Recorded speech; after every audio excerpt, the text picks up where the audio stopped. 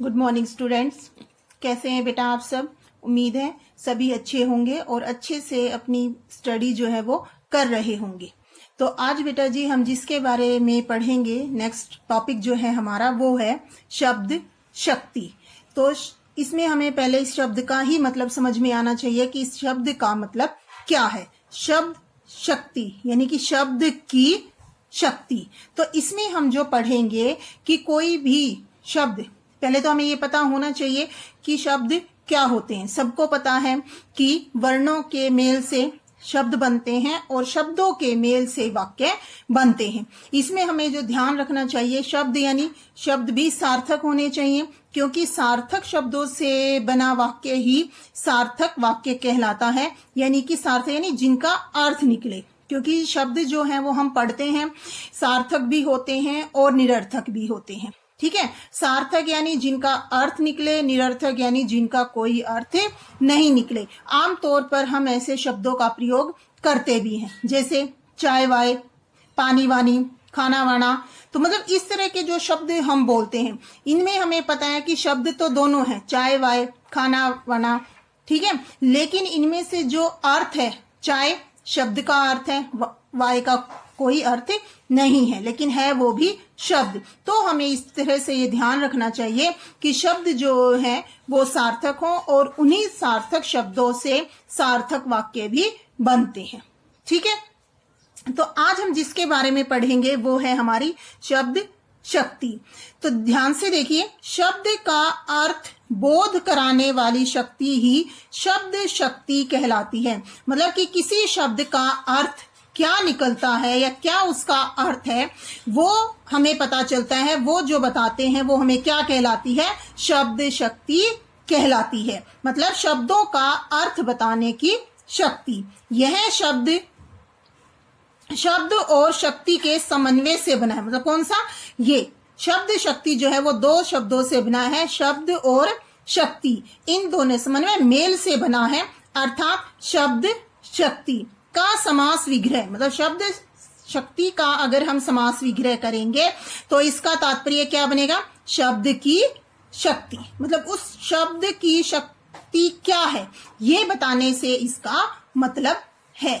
ठीक है, तो अब हम आगे पढ़ेंगे शब्द शक्ति के प्रकार, कि शब्द शक्ति जो है वो कितने प्रकार की होती है और उनको हम कैसे जान सकते हैं, या ये कह सकते हैं कि उनकी पहचान हम कैसे कर सकते हैं कि कौन से वाक्य में या किस शब्द से कौन सी शब्द शक्ति जो है वो हमें पता चल रही है। तो अब हम इनके बारे में जानेंगे कि पहले शब्द शक्ति के प्रकार कौन कौन से हैं। तो सबसे पहले देखिए, शब्द शक्ति के प्रकार 3 प्रकार की होती हैं शब्द शक्ति: अभिधा, लक्षणा और व्यंजना। अभिधा, लक्षणा, व्यंजना 3 प्रकार की शब्द शक्तियां होती हैं।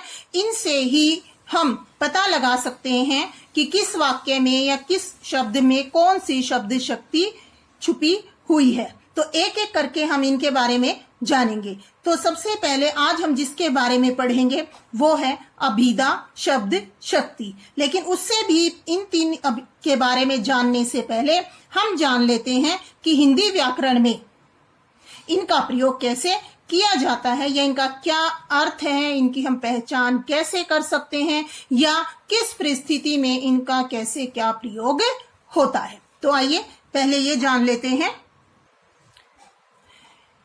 हिंदी व्याकरण में किसी वाक्य के भाव को समझने के लिए प्रयुक्त अर्थ को शब्द शक्ति कहा जाता है। अब इसमें हमें क्या ध्यान से पढ़ना है कि हमें हिंदी व्याकरण में किसी भी वाक्य के भाव को, कि उस वाक्य का भाव क्या है उसको समझने के लिए प्रयुक्त अर्थ, उसका जो अर्थ निकलेगा उसको हम क्या कहते हैं? शब्द शक्ति कहते हैं। मतलब कोई भी वाक्य हमारे सामने है, उसका अर्थ या उसका भाव जो निकलेगा वो हमें किससे पता चलेगा? शब्द शक्ति से। और उसी को हम क्या कहते हैं? शब्द शक्ति, यानी कि शब्दों की शक्ति। कुछ वाक्य ऐसे होते हैं जिनके अर्थ सभी लोगों के लिए समान होते हैं।